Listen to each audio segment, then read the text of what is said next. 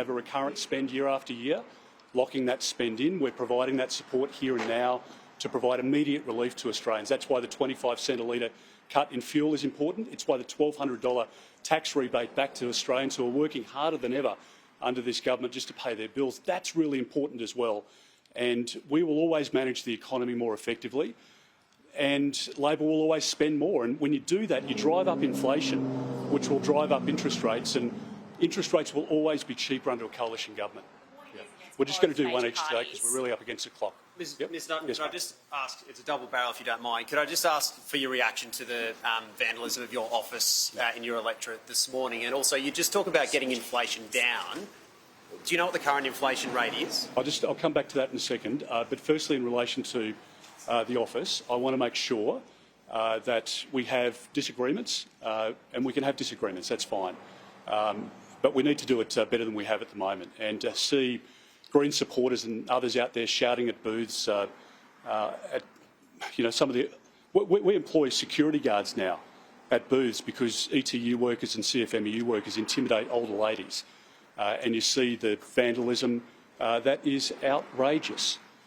So I just want to make sure we want to support our democratic processes, but I don't want to see a situation where we've got people who are being intimidated, and 2.7 is the answer to your question. Yep. Yes, mate. You often say that you model your leadership on John Howard. Now, John Howard made a concerted decision to preference One Nation last. Why are you preferencing One Nation second in the majority of electorates across the country? Well, we've taken a decision that we want to make sure that Australians can preference us first.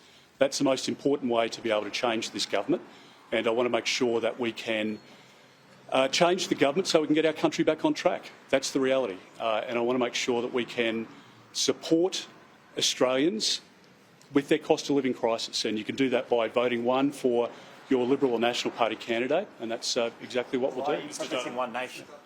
Sorry. What? Yes. No, we're going to keep coming on. Yeah, but why, and then why are you preferencing I've answered that question. You talked about why they should preference you first, but why should they preference One Nation second? We're up against the clock. I'm happy to take one each, or we're going to have to pull up short. No, we'll come back this way.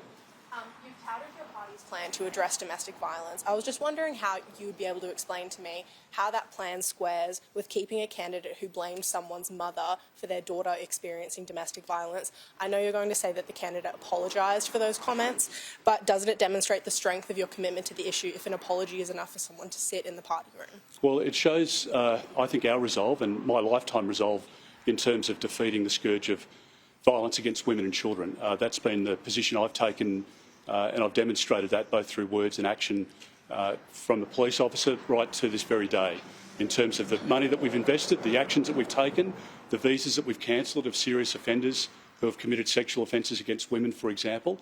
I've condemned the comments that you referred to. They've been apologised for, but I'm not going to take a lecture from the Labor Party in relation to... The Labor Party, I'm actually asking the question. No, but I'm not going to take a lecture from the Labor Party in relation to candidate selection, because they've got some people out there who are, I think, very questionable, to say the least. Madura, you had one? Yeah. Members of the Plymouth Brethren Christian Church, formerly known as the Exclusive Brethren, have been flocking to pre-poll booths in seats and volunteering in support of Liberal candidates. How is it that the Liberal Party has recruited so many members of a religious sect who don't vote to hand out for them? Well, the Liberal Party hasn't recruited people from particular religions, or we're a volunteer-based organisation. People can volunteer and provide support to their local Liberal National Party candidate. I'd encourage them to do that. Now, the Prime Minister says that he hates Tories and hates Tory supporters, etc. That's an issue for him. We're not discriminating against anybody on the basis of their religion. We have people of, I suspect, every religious type supporting us, and I'll make sure that we have the ability to get our message out, which we do through our volunteers, because there are many Australians, in their millions, who just can't afford 3 more years of this Labor government. On housing, if elected, you've said that you'll ditch shared equity, build to rent and the half. Why not leave them and then add your measures on top? Well, to the point that was asked earlier in relation to the amount of money that's being spent, the ratings agencies are warning that this government is a disaster, and that if we face a global recession, then we are going to be in all sorts of strife in this country under Labor. We have to make sure we can manage our economy well. I want to make sure we can provide immediate relief now, so 25 cent per litre cut in fuel tax, $1,200 back of money that you've paid in taxes. That's the immediate support. And then from there, we can fix up the energy system, we can bring the prices down of electricity and gas, and we can help Australians recover from a really bad 3 years under Labor.